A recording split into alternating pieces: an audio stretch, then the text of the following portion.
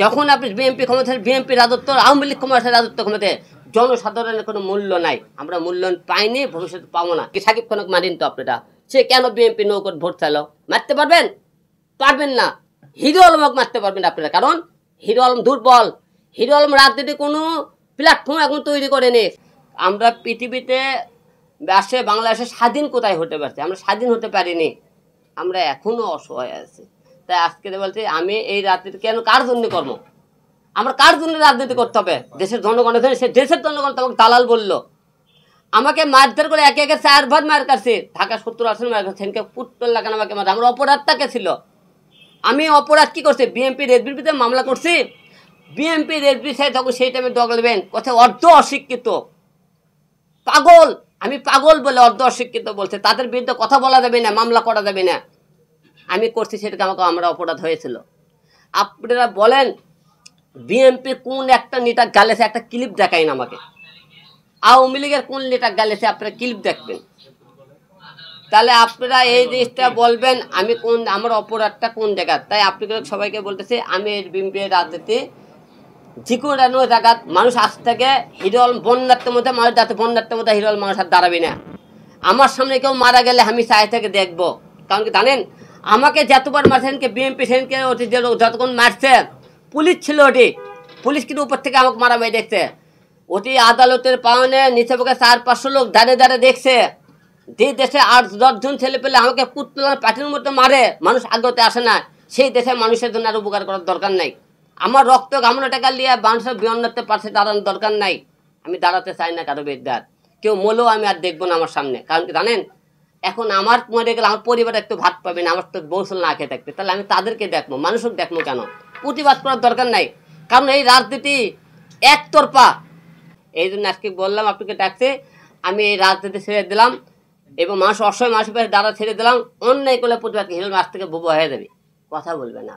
BNP কেন্দ্রের কি বলবো, আমরা যারা মনে করেন আওয়ামী লীগ ক্ষমতা ছিল, যারা মারধর করছিল, ধরার পরে তারা কিন্তু আওয়ামী লীগ সঙ্গে খেতে, এখন বিএনপি যারা মারছে, এখন তো বিএনপি কিন্তু তাদের একবারও ধরলো না। বিএনপি নেতাগুলো কি বলবেন? তারা চুপ, তারা বলতেছে আমি ইউটিউবে বিজনেস করতে গেছি। ভাই, তারা কি করবি আমার জন্য? মারামারি বলে বিজনেস করছে আমি।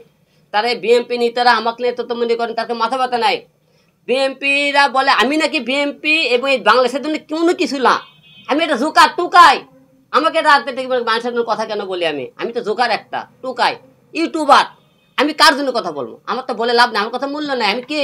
বাংলাদেশের একটা টুকাই, যাকে বলে জোকার বলেন আপনারা, ইউটিউবার। তাই তো কথা বলার অধিকার রাখে না, রাজনীতি করতে মানে না।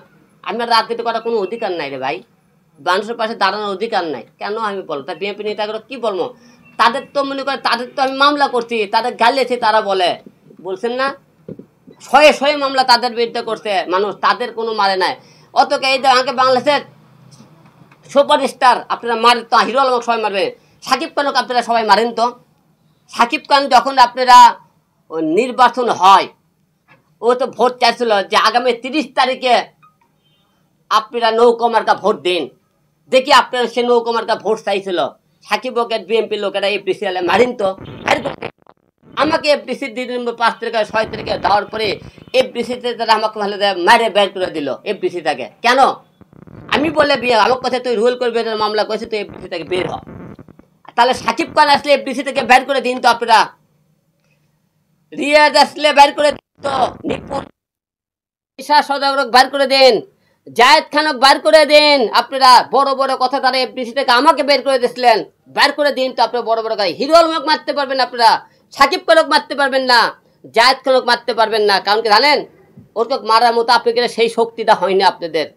আপনারা হলে মারতে পারবেন হিরো আলমক, কারণ তারা তো আপনি আওয়ামী লীগের কথাবার্তা বলছিল, কই তারা আপনি মারিন তো আপনাদের কোনো দলের মুখে রেখে। আমি সেই দিন মারতে গেলে আমি 10 বার, আমার কথা অনেকে ভাই আপনারা আদালতে কেন দল বললে কেন করে?